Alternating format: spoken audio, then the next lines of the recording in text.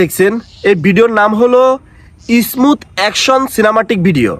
আর এই ভিডিওগুলো আপনি শুধুমাত্র একটা অ্যাপসের মাধ্যমে বানাতে পারবেন।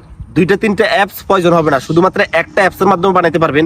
এই ভিডিওগুলো আমরা যখন টিকটকের মাধ্যমে দেখি তখন আমাদেরও মনে আগ্রহ জাগে এই ভিডিওগুলো যদি আমরাও তৈরি করতে পারতাম। এই ভিডিওগুলো আপনি অ্যান্ড্রয়েড সেট দিয়ে, মানে আপনার হাতে থাকা যে মোবাইলটা আছে সেই মোবাইলটা দিয়ে আপনি তৈরি করতে পারবেন, একেবারে সহজ। আজকের এই ভিডিওতে আমি আপনাদেরকে শিখাবো কিভাবে আপনারা এই স্মুথ সিনেমাটিক ভিডিওগুলো তৈরি করবেন এবং এই ভিডিওগুলো কিভাবে শ্যুট নিতে হয়, ই টু জেড সব কিছু শিখাবো। তবে এই ভিডিওগুলো বানানোর জন্য আপনার প্রয়োজন হবে ক্যাপকাট অ্যাপস। এই যে দেখেন আমি মোবাইলে স্ক্রিনে যে অ্যাপসটা দিয়ে দিছি, এই অ্যাপসটা দিয়ে মূলত আপনারা এই ভিডিওগুলো তৈরি করতে হবে, মানে এডিটিং করতে হবে। এখানে মূলত ভিডিও এখানে একটা হয় না, এখানে বিভিন্ন শ্যুট নিতে হয়।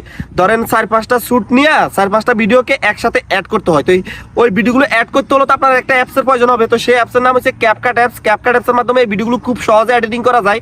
ক্যাপকাট অ্যাপস যাদের মোবাইলে নাই আপনারা প্লে স্টোর থেকে ইনস্টল করে নেবেন। জাস্ট প্লে স্টোরে যাই ক্যাপকাট দিয়ে সার্চ দিলে পাবেন। কি বলো?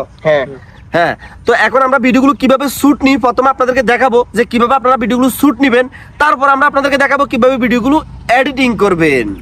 তো আপনারা যখন ভিডিওগুলো শ্যুট নেবেন, এই যে মোবাইলকে আপনারা এভাবে ধরবেন না, ঠিক আছে? এই যে ক্যামেরা আছে, ক্যামেরাকে নিচের দিকে ধরবেন, এভাবে ধরবেন। আর হাত দিবেন এই যে পিছনে, এইভাবে দিবেন, ঠিক আছে? এই যে দেখেন আমি যেভাবে দেখাচ্ছি এইভাবে দিবেন।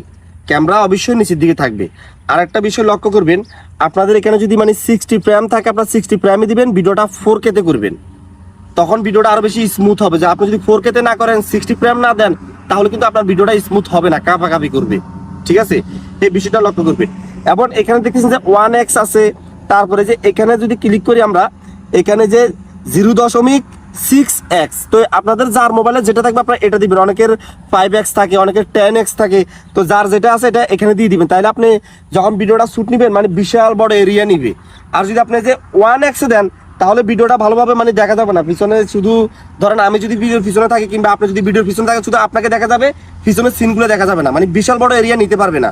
তো বিশাল বড় এরিয়া নেওয়ার জন্য অবশ্যই এখানে যে 6x কিংবা 5x রাখতে হবে, ঠিক আছে?